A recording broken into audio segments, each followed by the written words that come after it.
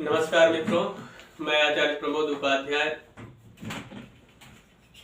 शनि के वक्री काल से जुड़े हुए इस विशेष कार्यक्रम में आप सभी का हार्दिक स्वागत करता हूं। मित्रों, आप सभी को बता दूं कि शनि ग्रह पिछले काफी समय से मकर राशि यानी कि स्वगृही होकर विराजमान है, लेकिन अभी वह 23 मई 2021 से लेकर और 11 अक्टूबर 2021 तक वक्र गति में प्रवेश करने जा रहे हैं, यानी कि वक्री होने जा रहे हैं। यह जो वक्री काल का समय होगा वह टोटल 141 दिनों का समय होगा। अब वक्री काल में जाने के बाद शनिदेव किस प्रकार का प्रभाव डालेंगे, सबसे पहले शनि को समझना अत्यंत आवश्यक है। शनि की गति सबसे पहले बता दूं कि बहुत ही शनि धीरे धीरे चलते हैं। शनि चले जो शनि धीरे धीरे चलना शनिदेव का काम है और शनिदेव को सेवा का कारक माना जाता है और साथ में सेवक कहा जाता है। उसके अलावा शनि को न्यायाधीश भी ज्योतिष शास्त्र में कहा जाता है, यानी कि जो लोग गलती करते हैं उसको दंड देते हैं और जो लोग अच्छे कार्य करते हैं, सही मार्ग पर चलते हैं, उनका शनिदेव साथ देते हैं और जीरो से हीरो बनाने का भी कार्य करते हैं। वक्र गति का अर्थ होता है उल्टी चाल चलना। लक्ष्य तक पहुंचना तो है, लेकिन कई बार आदमी धीरा हो जाता है, चाल उसकी स्लो हो जाती है और उसके बाद फिर गति को बढ़ाता है और अपने लक्ष्य को प्राप्त करने का निश्चित समय पर प्रयास करता है। वही शनिदेव की गति अब उल्टी हो रही, यानी वक्र गति से चलेंगे। तो देखिए, शास्त्र कहता है कि वक्र गति में जब भी कोई ग्रह वक्री होता है तो इसका अर्थ ये नहीं कि वह पूरी तरह से बुरा प्रभाव देना प्रारंभ करता है। विशेष करके जब भी कोई पाप ग्रह वक्री होता है, बहुत ज्यादा उसका दुष्प्रभाव नहीं होता है, वह अच्छा प्रभाव ही देता है, अच्छा फल देता है। लेकिन फिर भी शनि को पाप ग्रह और क्रूर ग्रह भी ज्योतिष शास्त्र में कहा जाता है। इसलिए समय समय पर शनिदेव आपको कहीं न कहीं जीवन के सच्चाइयों से रूबरू करवाने का कार्य भी करते हैं। लेकिन सबसे अच्छी बात यह है कि शनि ग्रह जो वक्री हो रहे हैं वह मकर राशि यानी कि स्वगृही अपने ही घर में अपनी ही राशि में वक्री होने जा रहे हैं। तो इस वक्री काल का जो समय रहेगा, इसका किन किन राशि वालों पर किस प्रकार का प्रभाव रहने वाला है, इसी बारे में आज मैं चर्चा करूंगा। सर्वप्रथम आरंभ करते हैं कि मेष राशि वालों के लिए शनि ग्रह का जो वक्री का काल रहेगा उसमें शनिदेव किस प्रकार का फल देंगे। तो मेष राशि वालों के लिए शनि ग्रह 10वें भाव में विराजमान रहेंगे। एक बात को समझना सबसे पहले अत्यंत आवश्यक है कि यह जो राशि फल है यह चंद्र राशि और लग्न पर आधारित है। उसके अलावा जिन लोगों के जन्म कुंडली नहीं है या जिनका जन्म तारीख और जन्म समय पता नहीं है, वह नाम राशि के आधार पर इसको देख सकते हैं। तो मेष राशि वालों के लिए 10वें भाव में शनिदेव विराजमान रहेंगे और यह जो 10वां भाव है यह कर्म भाव और साथ साथ में पिता का स्थान भी माना जाता है और यहाँ होंगे तो पिता के साथ संबंधों में विच्छेद का योग बना सकते हैं। इसलिए आपको पिता के साथ संबंधों को बेहतर बनाने का प्रयास करना चाहिए, लेकिन उसके साथ साथ में आपको हार्डवर्क करना होगा और अगर अधिक मेहनत करते हैं तो निश्चित मान लीजिए कि आपके जो बिगड़ते हुए काम हैं उनके बनने के जो आसार हैं वह काफी बेहतर होते नजर आएंगे। आप सभी को पता होगा, जो ज्योतिष की जानकारी रखने वाले लोग हैं या फिर ज्योतिष में जो लोग जिज्ञासा रखते हैं कि शनि के पास 3 दृष्टियां हैं, 3, 7 और 10। तो शनिदेव 10वें भाव में विराजमान होंगे तो वहां से तीसरी दृष्टि से 12th हाउस यानी 12वें घर को देखेंगे तो आपके एक्सपेंसेस यानी कि आपके खर्च को बढ़ाने का कार्य करेंगे।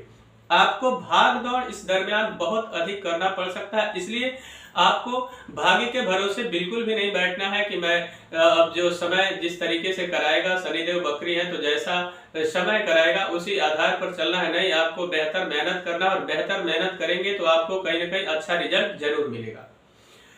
शनिदेव की जो 7वीं दृष्टि होगी वह 4th हाउस पर होगी। 4th हाउस पर दृष्टि होगी तो सबसे पहले माता जी के हेल्थ का ध्यान रखना आपके लिए अत्यंत आवश्यक होगा।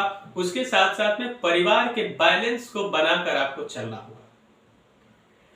अगर आप बैलेंस बना के चलते हैं, पिछले जो गलतियां हो गई है उससे आपको सबक लेते हुए उसके बारे में विचार करना है कि पहले गलती हो गई उसको सुधारा कैसे जाए और बेहतर तरीके से आगे कैसे बढ़ा जाए। इस प्रकार से आप सही तरीके से निर्णय लेकर आगे बढ़ते हैं तो आपके मित्रों का भी आपको सहयोग मिलेगा, लेकिन साथ साथ उनसे सावधान रहने की भी आवश्यकता है। सुख समृद्धि के लिए अधिक मेहनत करना आपको पड़ सकता है। साथ में आपको पति पत्नी के बीच संबंधों को बेहतर बनाकर रखना होगा। पूरे विश्वास के साथ दोनों को आगे बढ़ना होगा।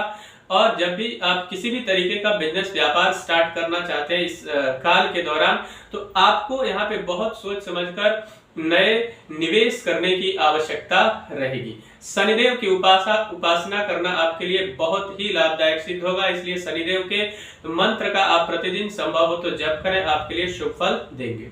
बात करते हैं वृषभ राशि वालों की। वृषभ राशि वालों के लिए शनि का जो वक्री काल का समय होगा वह शनिदेव नवम भाव में विराजमान रहेंगे, यानी कि भाग्य भाव में विराजमान रहेंगे और वक्र गति से चलने के कारण भाग्य की गति को थोड़ा सा स्लो करेंगे, यानी भाग्य की स्थिति को थोड़ा सा कहीं ना कहीं आपके धीरे धीरे चलना प्रारंभ हो जाएगा। लेकिन इसका अर्थ ये नहीं कि आप कार्य करना छोड़ दें, भाग्य के भरोसे बैठ जाए। बिल्कुल अपने कर्मों पर पूर्णतः आपको दृढ़ संकल्प के साथ आगे बढ़ना होगा और सही तरीके से आगे बढ़ते हैं, पूरा एफर्ट लगाते हैं तो भाग्य की गति को आप अपने कर्मों के आधार पर बेहतर बना सकते हैं। उसके अलावा अगर आप चाहते हैं कि आपके भाग्य की गति बढ़े तो उसमें आपको गरीबों को कहीं ना कहीं मदद करने की आवश्यकता होगी, क्योंकि शनि को सेवक कहा जाता है ज्योतिष शास्त्र में। इसलिए अगर गरीबों की मदद करते हैं तो भाग्य में तब्दीली का पूर्ण योग बनेगा। शनिदेव की जो तीसरी दृष्टि होगी वह लाभ भाव पर होगी, इसलिए लाभ के लिए थोड़ा अथक प्रयास की आवश्यकता होगी। बहुत जल्दी आपको आसानी से लाभ नहीं मिलेगा और जितना एक्सपेक्टेशंस है उसके आधार पर थोड़ा सा मेहनत आपको ज्यादा करना पड़ेगा। पितरों की कहीं ना कहीं पूजा पाठ करने की आवश्यकता है, पितरों का आशीर्वाद लेने की आवश्यकता है। साथ साथ में बड़े बुजुर्गों का सम्मान करना आपके लिए अत्यंत शुभ फल देने वाला होगा। साथ साथ में उनकी जो सातवीं दृष्टि होगी वह थर्ड हाउस पे होगी, तो भाई बहनों के साथ बेहतर कॉम्बिनेशन बनाकर आपको चलना होगा। अपॉर्चुनिटी कई सारी मिलेंगी, लेकिन आकर हाथ से फिसल न जाए इस बात का विशेष ख्याल रखना होगा। और विशेष ख्याल का अर्थ यह है कि आपको कोई भी मौका अगर हाथ में आता है तो उससे पूरी तरह से आपको पकड़ना होगा और पूरे एफर्ट के साथ आगे बढ़ना होगा। उनकी जो सातवीं दृष्टि है वह 6th हाउस पे होगी, तो शत्रु आपको पराजित करने का संपूर्णतः प्रयास करेंगे, लेकिन आपको पूरे हिम्मत और जज्बे के साथ आगे बढ़ना होगा। अगर इस तरीके से कार्य आप करते हैं तो शत्रुओं को मात देने में भी आप कामयाब रहेंगे और कर्ज से छुटकारा भी शनिदेव आपको दिलाएंगे। लेकिन इसके लिए आपको हनुमान चालीसा का पाठ प्रतिदिन करना चाहिए और साथ में शनिदेव के नाम से पीपल के वृक्ष के नीचे जाकर सरसों के तेल का दीपक जलाना इस 141 दिनों तक आपके लिए संपूर्ण लाभदायक सिद्ध होगा। बात करते हैं मिथुन राशि वालों के लिए कैसा रहने वाला है शनिदेव का वक्री काल। मिथुन राशि वालों के लिए अष्टम भाव में विराजमान होंगे शनिदेव मकर राशि यानी कि स्वगृह, लेकिन वक्र गति होने के कारण स्वास्थ्य में आने वाली बाधाओं से आपको सावधान रहने की आवश्यकता रहेगी और विशेष करके वाहन चलाते समय बहुत सावधानी आपको बरतनी होगी। और उसके साथ साथ में उनकी जो दृष्टि होगी वह दृष्टि रहेगी 10वें भाव पर, तो आपके कार्य क्षेत्र के अंदर गति देंगे, लेकिन गति के साथ साथ आपको सावधान रहना होगा क्योंकि आपके कलीग्स कहीं ना कहीं आपको परेशान करने का प्रयास कर सकते हैं। प्रमोशन या इंक्रीमेंट अगर रुकता है तो उसमें बहुत ज्यादा घबराने की आवश्यकता नहीं है। आपको पेशेंस के साथ आगे बढ़ना होगा। सही पेशेंस के साथ अगर आप आगे बढ़ते हैं तो निश्चित मान लीजिए कि आने वाले समय में आपको लाभ ही लाभ वहां से मिलेगा। उसके अलावा उनकी जो 7वीं दृष्टि है वह 2nd हाउस पे होगा, तो आपको एक बात का विशेष ख्याल रखना है कि कुटुंबी जनों के साथ आपको बेहतर कॉम्बिनेशन बनाना होगा। उसके साथ साथ में किसी भी व्यक्ति को पैसा देने से पहले आपको 100 बार सोचकर ही देना होगा, अन्यथा पैसा डूब जाएगा आपका। 5वें भाव पर उनकी जो 10वीं दृष्टि है वह रहेगी, जिससे कि आपको कहीं ना कहीं इमोशंस पे कंट्रोल रखने की आवश्यकता होगी। जो लोग प्रेम करते हैं उनके लिए बहुत ही संयम बरतने वाला समय रहेगा। संयम के साथ अगर आप आगे बढ़ते हैं तो निश्चित मान लीजिए रिजल्ट आपके पक्ष में रहेगा। विद्यार्थियों को थोड़ी सी कड़ी मेहनत इस वक्री काल में करने की आवश्यकता रहेगी। पूरी तरह से आप कंसंट्रेट करके आगे बढ़े, रिजल्ट बेहतर आपको मिलेगा। शनिदेव की विशेष कृपा प्राप्त करने के लिए आपको इस वक्री काल में सुंदरकांड या बजरंग बाण का पाठ करना बहुत ही लाभदायक सिद्ध होगा।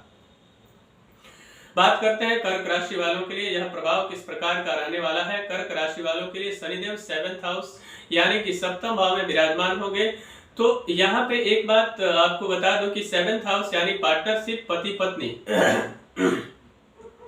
जिन लोगों को विवाह से संबंधित समस्याएं आ रही है, वैवाहिक जीवन में समस्याएं आ रही है, उनको बहुत ही बैलेंस के साथ आगे बढ़ना होगा।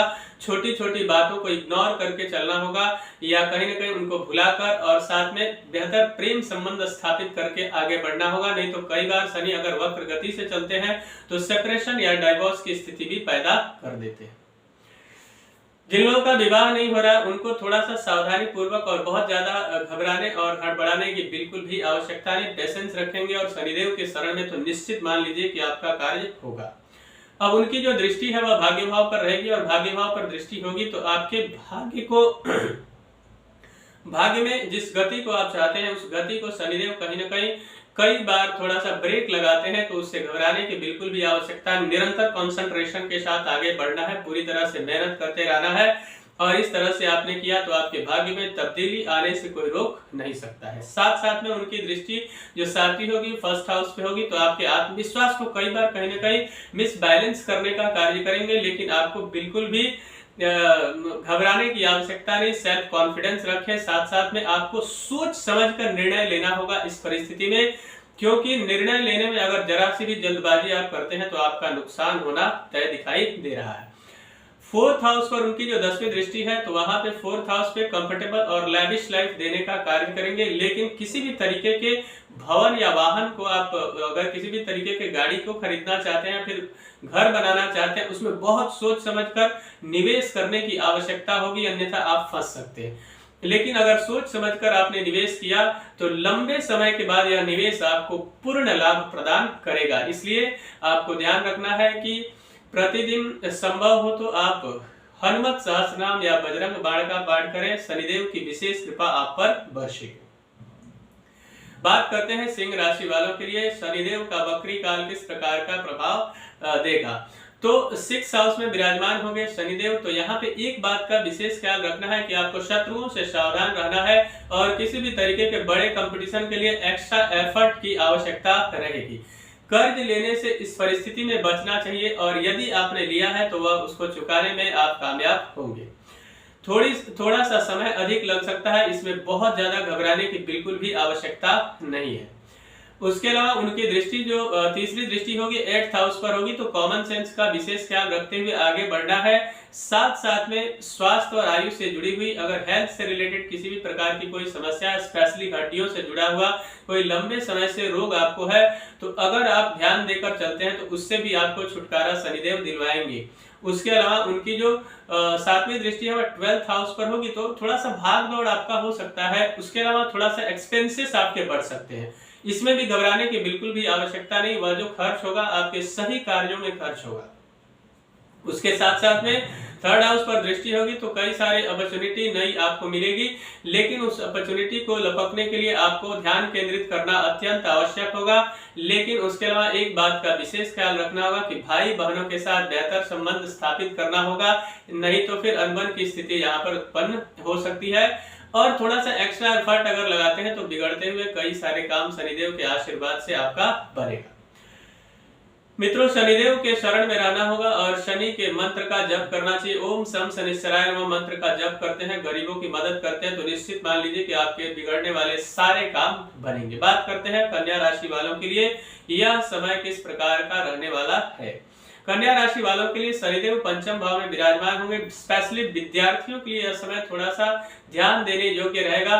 कंसंट्रेशन के साथ थोड़ा सा पढ़ाई पे ध्यान केंद्रित करना चाहिए, एक्स्ट्रा एफर्ट लगाना चाहिए। ऐसा नहीं कि हम स्कूल नहीं जा रहे हैं तो बिल्कुल मस्ती करेंगे, ऐसा बिल्कुल भी नहीं। एक्स्ट्रा एफर्ट के साथ आपको पढ़ना होगा, कंसंट्रेशन के साथ बेहतर आगे बढ़ना होगा। उसके साथ साथ में जो लोग प्रेम संबंध में विश्वास करते हैं, जो लोग जिनका प्रेम की स्थिति जिनके जीवन में बनी हुई है, उनको थोड़ा सा बैलेंस के साथ आगे बढ़ना होगा, अन्यथा दोनों के बीच में अनबन की स्थिति होगी जिससे आपका संबंध खराब हो सकता है। 7th हाउस पर दृष्टि पड़ने से वैवाहिक जीवन में भी छोटी मोटी समस्याएं आ सकती है, लेकिन बिजनेस को एक्सपांड करवाएंगे शनिदेव, इसलिए आपको घबराने की बिल्कुल भी आवश्यकता नहीं है। बिजनेस के अंदर जबरदस्त लाभ का योग, शनिदेव की विशेष कृपा आप पर बरसने वाली है इस बकरी काल में।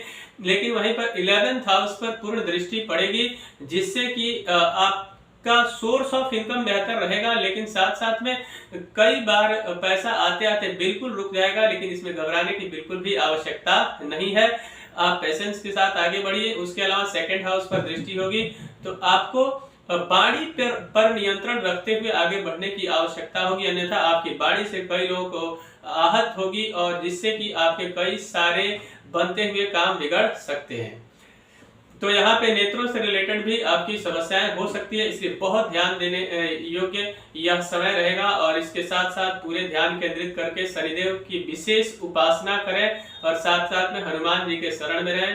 मंगलवार के दिन आप जाकर मंदिर में चोला चढ़ाएं। उसके अलावा शनिवार के दिन शनिदेव का पूजन अर्चन करें। काले वस्तुओं का दान करना अत्यंत शुभ फल देने वाला रहेगा। मित्रों, मुझे आशा है कि मेरा यह कार्यक्रम आप सभी को पसंद आया होगा। मेरा एक निवेदन है कि अभी तक अगर हमारे चैनल को आपने सब्सक्राइब नहीं किया तो कृपया चैनल को सब्सक्राइब करें, वीडियो को अधिक से अधिक लाइक और शेयर करें, बेल आइकन को दबाएं, जिससे नई नई जानकारी आप तक पहुंचती रहे। तब तक के लिए इजाजत दीजिए। नमस्कार।